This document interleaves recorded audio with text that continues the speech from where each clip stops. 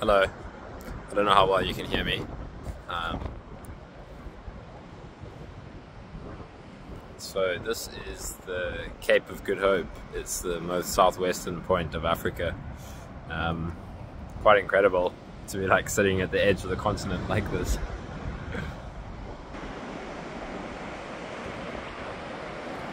It's so beautiful. The energy here is so... I was just sitting in it, stewing in it. And that's what I wanted to... I thought I'd just share something here, see what flows through. And what I thought of talking about is like feeling into the energy of spaces, finding spaces that ground you.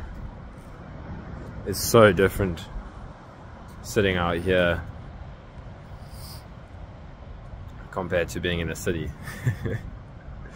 So realize the effect that, you know, the environment has and leverage that, right? Embrace that. I just felt intuitively called to come and explore this area here. This whole little nature reserve is Cape Point Nature Reserve, and it's also where I'm going to go down there somewhere.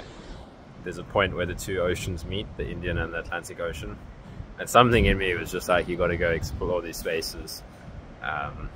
And I'm here, and it's just so powerful. It's so fucking beautiful. So yeah, I mean,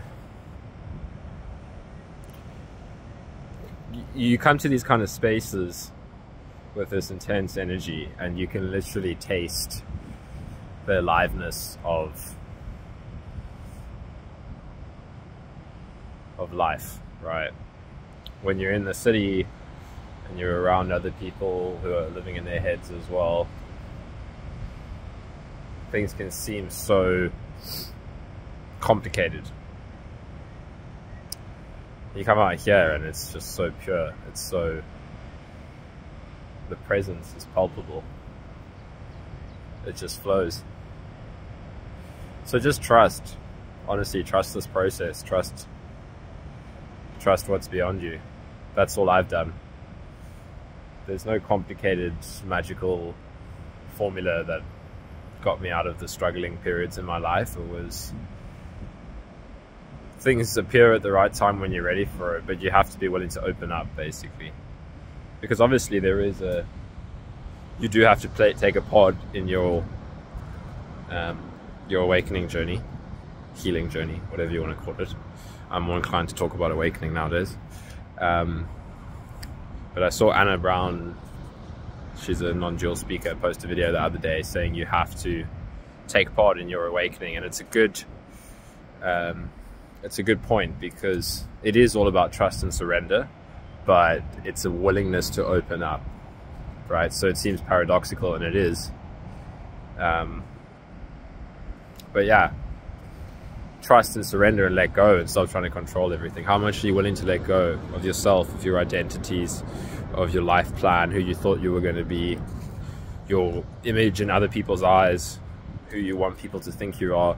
You're going to lose it all. Life will take it all away from you, but it's liberation, right? When you let it all go, it's true freedom. But there's so much grief underneath that, and that's why people are afraid to do it. You know how many times I've just cried and just felt this intense grief flow through me, and I couldn't force it. It comes through periods of my life where I had to surrender parts of myself. You know, there's areas of my life where I tried and I failed, and then being willing to kind of close that door and move on. And then on the other side of that, there's like an energetic release, and I'm like, oh shit, I needed to close that door, basically. So, you know, it's all flowing how it needs to. It's all unfolding. Just trust life. Be open to what's happening in your life. Where are doors closing? Where are doors opening? Where are you resisting? And you get more in touch with your intuition, and you start to live from that. And the mind makes noise, and it's confused, and it doesn't understand, and that's the nature of it. But you've got this. So, yeah. Just wanted to share something from this space, because it's so beautiful. Alrighty, all the best, everybody.